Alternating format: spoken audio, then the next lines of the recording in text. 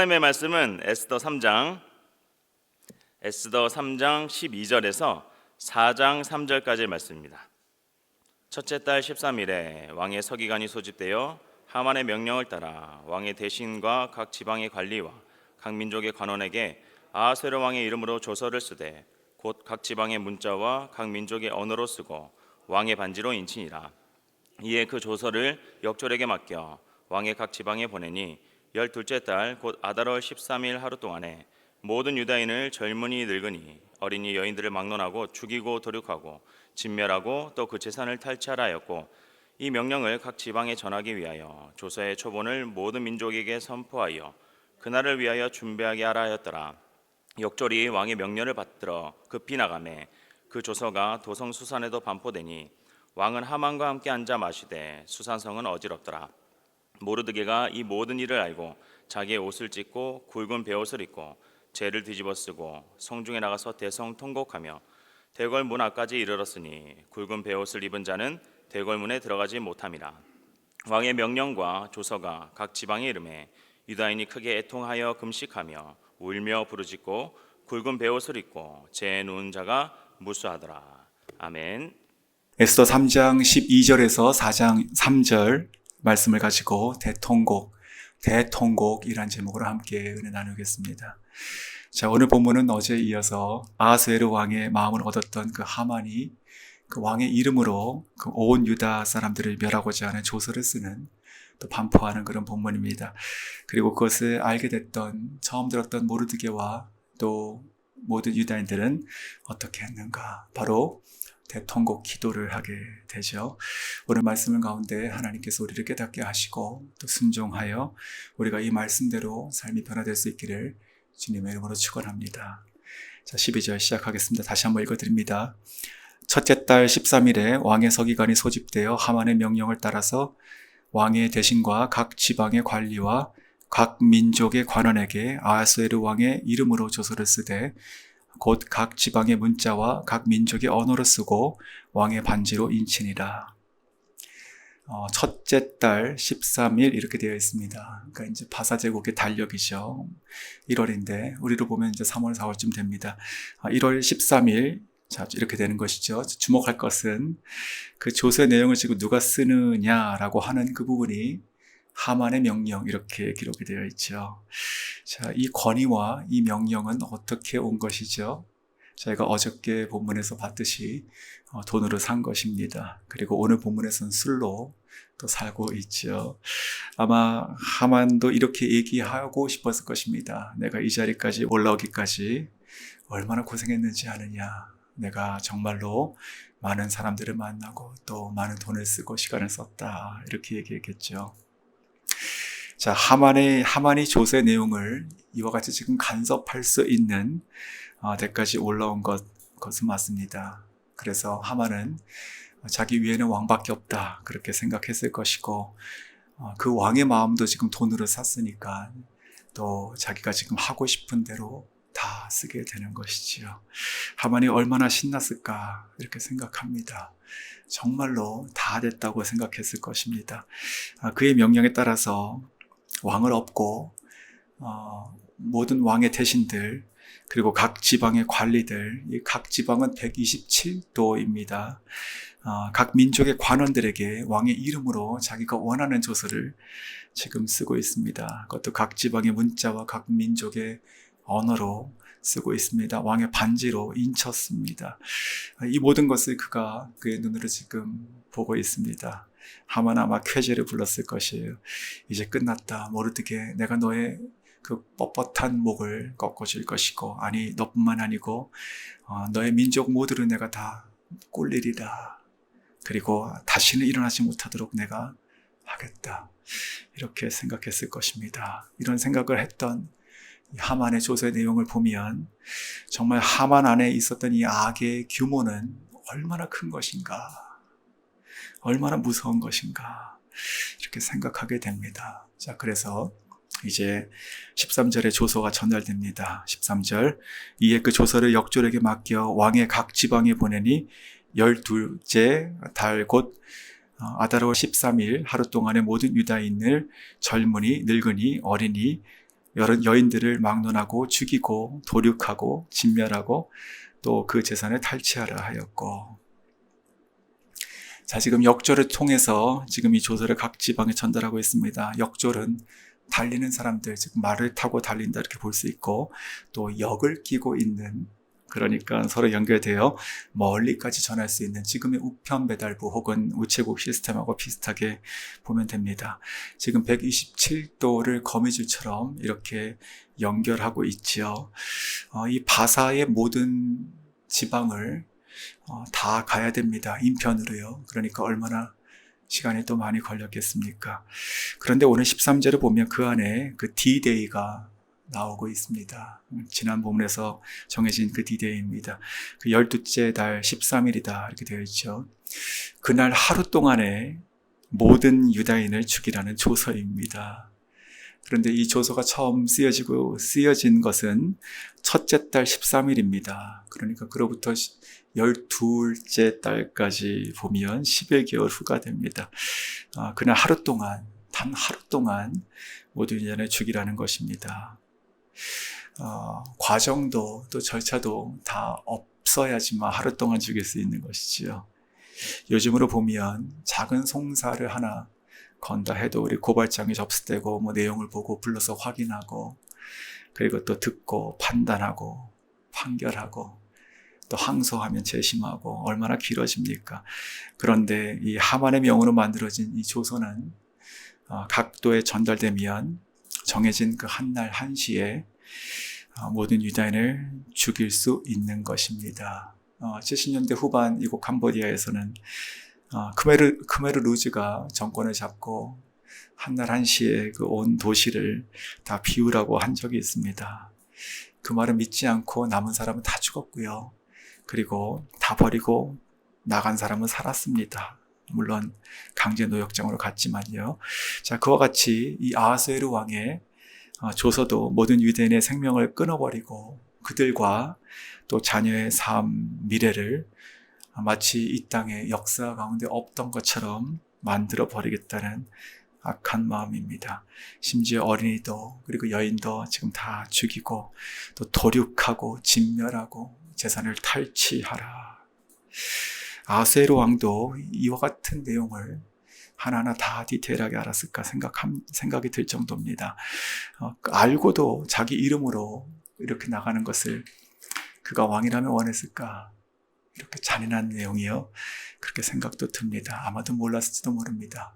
즉 하만은 왕과 나눈 이런저런 대화가 있죠. 그러나 왕이 너가 원하는 대로 하라고 했으니까 거기에 자기 마음을 다 실어서 서기관에게 자기의 뜻대로 다 쓰게 한 내용이 바로 이런 내용입니다. 자, 그래서 이제 14절에 보시면 그 조서가 전달되는 과정이 나오는데 14절 안에 보면 2배속으로 전달됩니다. 자, 14절 제가 읽어드립니다. 이 명령을 각 지방에 전하기 위하여 조서의 초본을 모든 민족에게 선포하여 그날을 위하여 준비하게 하라 하였더라. 자, 조서의 초본이라고 하면 물론 원본이 아닌 이제 카피본이 되겠는데 여기서 초본은 쉽게 말하면 이제 요약본으로 볼 수 있습니다. 그러니까 줄여서 내용을 간추려서 전달하는 것이죠. 그 원본보다 그 자세한 설명이 없을 것입니다. 그저 이 하만이 원하는 아주 핵심 단어들만 적혀 있는 것이지요. 이유도 묻지 말고 그냥 정해진 그날에 유다인들은 다 죽이고 재산을 탈취하라. 괜찮다. 이것이 왕의 조서이다. 이렇게 한 것이죠. 마치 2페이지, 3페이지 되는 긴 그런 조서의 원본을 한 문장, 원 스테이트먼트로 바꿔서 쓴 것이죠. 지금으로 보면 읽으시려면 첨부 파일을 보시고 하지만 내용을 이렇습니다 하고 카톡 한 줄 보내는 것과 비슷하다 생각이 듭니다. 12월 13일 유다인 도륙, 재산 탈취, 준비 이렇게 한 것이죠. 정말 이런 조서를 전달했던 사람도 또 그것을 받은 사람도 믿을 수 없을 정도의 그런 내용입니다.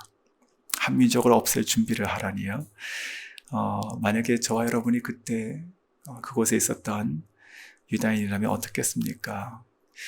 절망, 아니 어떤 단어로도 그들의 마음, 그들이 느꼈을 그 황당함은 저희가 표현할 길이 없을 정도인 것 같습니다. 이 조서를 받았던 그 자들은요, 그 유다인들을 죽이기 위한 준비, 즉 칼을 준비하기 시작했던 것이죠. 그런데 말씀을 이렇게 묵상하다가 14절을 보면서 그 안에서 숨어있는 하나님의 위대한 것이 있다 생각이 들었습니다. 바로 대전환입니다. 대전환.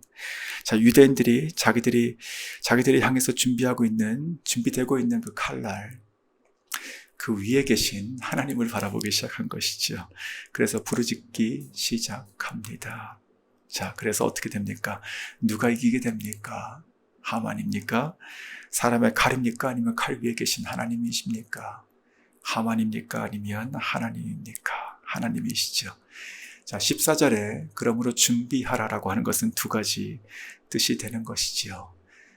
집행하는 자들에게는 칼을 준비하라는 뜻이 되겠지만, 마치 그 칼에 이제 죽임 당하는 운명이었던 이 유다인들에게는 반대로 기도를 준비하는 대통곡의 준비가 되는 놀라운 하나님의 구원의 메시지의 시작이다 생각이 듭니다. 하나님은요, 지금도 어떤 상황 속에서도 우리와 함께 하시고 또 그 어떤 위협과 그리고 세상의 어떤 권위 위에 계십니다. 하나님께서는 지존하신 분이시고 그리고 권세와 능력이 한이 없으신 전능자시죠. 그분이 우리를 사랑하시고 보호하시고 이끄시니 걱정하실 일이 없는 것이지요. 자, 믿으십니까? 정말 그런 것 같습니다. 그래서 저희가 살아가면서 때때로 이런 고백을 합니다. 정말 하나님께서 하셨습니다. 정말. 여기서 정말이라고 하는 말이 100%가 된다면 이것은 진정 살아계신 하나님께서 우리 삶 가운데 기적으로 임하셨던 때가 될 것입니다. 하나님은 정말 그러신 분이십니다. 그러므로 어떠한 상황에 처해 계시다 하더라도 저희들은 낙심이란 것은 생각도 하지 마시고 우리는 그 위에 계신 하나님을 바라보기만 집중할 수 있기 원합니다. 그러한 저희 모두가 될 수 있기 바랍니다. 이것은 학습으로 오는 것이 아니라 마치 반사적으로 본능적으로 하나님의 백성이 하나님을 찾는 그런 은혜가 저 여러분에게 항상 준비되시길 주의 이름으로 축원합니다. 자, 이제 15절로 갑니다. 15절. 역절이 왕의 명령을 받들어 급히 나가매 그 조서가 도성 수산에도 반포되니 왕은 하만과 함께 앉아 마시되 수산성은 어지럽더라. 자, 역졸은요, 조서를 받아서 급히 나갔죠. 당연히 왕궁이 있었던 그 수산성부터 반포되는 것이죠. 가장 먼저요. 문 밖에 나가서 그것을 붙이면 되니까요. 자, 그래서 성은 난리가 났습니다. 난리가 났어요. 그런데 하만과 왕은 전혀 딴 세상 사람처럼 앉아서 마시고 술을 먹고 있지요. 자, 이때 잠깐 좀 생각해 봤습니다. 이 하만의 눈에 비쳤던 이 왕은 어떤 사람으로 보였을까? 왕인데 참 바보 같다 이렇게 보이지 않았을까 생각이 들었습니다. 하만이요, 왕을 조종하고 있습니다. 보이십니까? 이런 것을 저희가 이제 매니퓰레이트 한다 이렇게 얘기합니다. 마치 손으로 어떠한 그 로봇 팔을 조종해서 나는 가만히 있는데 저 멀리 있는 것을 움직여서 가져오기도 하고 갖다 주기도 하고 하는 것처럼 하는 것이지요. 누군가 나의 마음속에 뭔가를 품는 거예요. 근데 나의 말과 나의 행동과 나의 손은 그것을 표현하지 않지만 은근히 혹은 내 주변의 환경과 다른 사람을 통해서 나의 뜻으로 누군가를 조종한다. 자, 이런 것을 이제 매니퓰레이트 한다고 하는데 절대로 크리스찬으로 하면 안 되는 것입니다. 하나님께서 정말 싫어하시는 것입니다. 왜냐하면 이런 모습이 딱 사단이 숨어서 하는 모습이기 때문에 그런 것이지요. 저 여러분은요, 정말 성도는 항상 계신 하나님 앞에 항상 서서 그분 앞에서 인테그리티를 지킬 수 있어야 됩니다. 우리 마음속에는 뭔가를 바랄 수는 있지요. 누군가가 나의 뜻대로 원하는 대로 되기를 원하기도 하죠. 하지만 그것을 조종하는 마음을 갖기 시작하면 큰 죄악에 빠집니다. 비슷한 마음도 품지 않는 저 여러분 다 될 수 있기를 주 여러분 축원합니다. 자, 다시 본문으로 돌아갑니다. 그 수산성은 이 조서가 반포되고 나서 온통 난리가 났습니다. 그런데 하만은 왕에게 수를 따르며 유다인을 죽이는 것이 너무나 당연한 것이고 왕을 위하고 이 나라를 위한 것이다, 이렇게 생각하게 만들었다는 것이지요. 아마도 그는 술잔을 나누며 모든 일이 다 자기의 뜻대로 되어가고 됐다고 생각했을 것입니다. 자, 그러나 4장으로 넘어가서는 완전 다른 일이 일어납니다. 하나님께서 하신 일이죠. 진정한 대전환이 일어납니다. 4장 1절 제가 다시 읽어드립니다.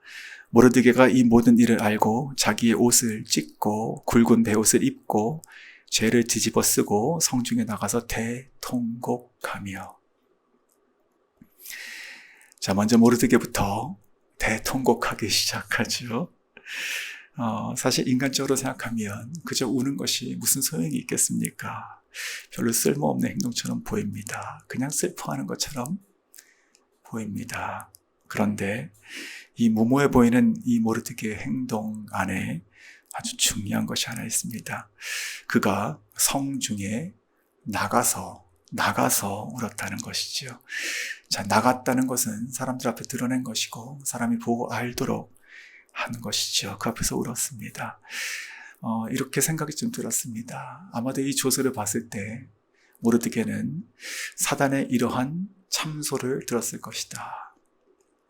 자, 이 조서 내용 봤냐? 이 모든 것이 다 너 때문이다. 너 하나 때문에 너의 동족이 다 죽게 생겼다. 어떻게 할 것이냐? 지금이라도 하만에게 가서 할 수 있는 뭐라도 해라. 양심 있으면 그렇게 해라. 아마 그렇게 속삭이지 않았을까요? 만약에 그 소리를 들었다면 하만은 절대 이렇게 나올 수 없습니다. 그런데 지금 나왔죠. 하만은, 모르드게는 나올 수 없었는데 나왔죠. 그 모르드게는 조서를 알게 되자마자 했던 행동이 자기 옷을 찢은 것이고 베옷을 입은 것이고 죄를 뒤집어 쓴 것이고, 그리고 성중에 나가서 그 모양을 보이며 대통곡하게 됩니다. 사랑하는 성도 여러분, 저희가 오늘 꼭 기억했으면 좋겠습니다.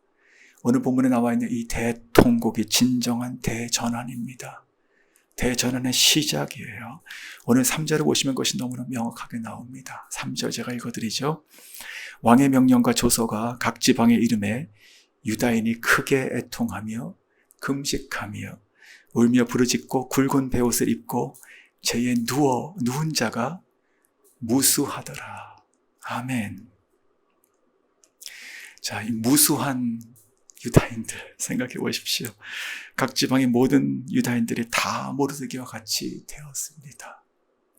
이 국가적인, 민족적인 대통곡이 일어나는 것이, 이것은 분명 사람이 한 것이 아니죠. 하나님께서 일으키신 역사입니다. 통곡의 대각성이 일어난 것이지요. 사랑하는 성도 여러분, 저는요, 오늘 이 본문 4장 3절을 보면서 가슴이 뜁니다. 진심으로요. 살면서 저는 이런 광경을 정말 보고 싶습니다. 한 번은 보고 싶습니다. 그냥 은혜 받고 그냥 회개하고 이런 것이 아닙니다. 이것은 온 나라가, 온 백성이 하나님을 찾는 것이에요. 애통하고 금식하는 것입니다. 베옷을 입고, 그리고 죄에 누워서라도 정말 간절함으로, 절박함으로 하나님께 나아갔고 부르짖고 있는 이 모습, 부럽지 않습니까? 저는 이것이 진정한 영적 각성이라고 봅니다. 그리고 회복이고 부흥의 시작입니다. 하나님께서 이 백성을 보시며 어떻게 그 부르짖는 통곡의 소리를 듣지 않으실 수 있겠습니까? 에스더서에는요, 없는 말이 있다고 제가 잘 알고 있죠. 하나님이요. 그런데 또 하나 없는 말이 있습니다. 그것이 바로 기도입니다. 에스더서는 기도가 없습니다. 그래서 참 신기하지 않습니까? 엄청난 기도가 있습니다. 그것도 그냥 개인 기도가 아니에요. 땅을 진동하고 하늘에 울려 퍼지는, 정말 하늘의 보좌를 움직이는 것 같은 정말 그 소리가 지금 들리는 것 같습니다. 유다인들의 이 기도는요, 대통곡이라는 이 단어로 전국적으로, 국가적으로 지금 뿜어져 나오고 있는 것이지요. 칼 잡은 자들은 술 먹고 있습니다. 칼 밑에 있는 백성들은 그 칼 위에 계신 하늘을 향해서 대통곡하며 기도하고 있습니다. 그러니 이 싸움이 어떻게 되겠습니까? 참으로 찬란한 모습이라 생각합니다. 사랑하는 성도 여러분, 오늘 아침에 저희도 이것을 한번 꿈꿨으면 어떻겠습니까? 제가 기도하고 예배하고 기도합니다. 그런데 이런 기도 정말 꿈꿨으면 좋겠습니다. 가슴이 뛰지 않습니까? 애통하고 부르짖어서 하나님께 상달되는 기도, 하나님께 그 통곡의 울음의 소리를 올려드리는 기도, 나아가서 그런 기도가 나 혼자가 아니라 집단이 되어서 무수한 자가 일어나 함께 부르짖는 기도, 그 소리 상상만 해도 너무나 가슴이 뜁니다. 그러한 대통곡 그리고 무수히 일어나는 사람들을 함께 기대하고, 그리고 우리가 함께 우리 눈으로 바라보며 우리가 그러한 사람들 될 수 있기를 진심으로 바라고 주의 이름으로 축원합니다. 지난주 토요일입니다. 6월 3일 한국 상암 월드컵 경기장 있죠. 거기서 대집회가 하나 있었습니다. 빌리그레암 목사님께서 1973년에 여의도에 오셔서 집회하셨죠. 그 집회 50주년 기념 집회였습니다. 당시에는 73년 당시에는 닷새 동안 334만 명이 모였다는 기록이 있습니다. 그러니까 한국 기독교 역사에 획을 그었던 사건이었죠. 이거 캄보디아에도 그때 어린이로 엄마 따라갔다가 그 빌리그레암 목사님 설교하는 거를 들었다는 기억을 가지고 계신 선교사님을 만난 적도 있습니다. 자, 그래서 이 50주년이 되어서 다시 이제 월드컵 경기장에 모여서 하나님의 자비와 은혜를 다시 이 나라에 부어달라고, 하나님의 촛대를 옮기지 말고 이 시대와 이유를 깨우고 하나님의 제사장의 나라가 되게 해달라고 간절히 바라는 그런 대집회였습니다. 6천여 개의 교회가 참가했고, 그리고 1만 명의 찬양대가 조직되었으며 7만 명 이상의 성도가 그 자리에 모여서 함께 예배했습니다. 저는 영상으로 봤었는데 그 대회 뒷부분에 보면 거기 있던 모든 수만 명이 함께 정말 통성으로 기도하는 그런 부분이 있습니다. 선생님 나중에 찾아서 보시면 좋을 것 같습니다. 근데 그 기도하기 전에 전체가 다 일어나서 찬송가 279장을 함께 불렀습니다. 인애하신 구세주여 내가 비오니 죄인 오라 하실 때에 날 부르소서. 주여 주여 내가 비오니 죄인 오라 하실 때에 날 부르소서. 2절 자비하신 보좌 앞에 꿇어 엎드려 자복하고 회개하니 믿음 주소서. 3절 주의 공로 의지하여 주께 가오니 상한 마음을 고치시고 구원하여 주소서. 주여 주여 내가 비오니 죄인 오라 하실 때 나를 부르소서. 그때 이 찬송을 인도하고 기도를 인도하는 목사님께서 이렇게 말씀하시는 것을 들었습니다. 여러분, 우리가 지금 이 시간 더욱 집중하여 찬양으로 기도합시다. 이 찬송 자체가 통성기도입니다. 간절함으로, 절박함으로, 믿음으로 더욱 크게 부르짖으십시오. 그렇게 인도하며 7만 회중은 대통곡으로 이어졌습니다. 중간에는 다시 다 무릎을 꿇고 기도하기도 하고 다시 일어나 기도하기도 했습니다. 영상으로 남아 볼 때 그 소리를 들으며 그 모습을 보면서 제 마음이 참 뜨거웠고, 그리고 저도 함께 기도하게 되었습니다. 사랑하는 성도 여러분, 오늘 말씀을 정리합니다.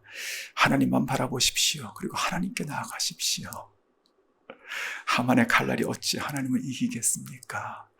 세상에 그 무엇이, 우리가 처한 그 어떠한 상황이 어찌 하나님의 백성을 해할 수 있겠습니까? 성도는요, 기도할 때 성도가 되는 것입니다.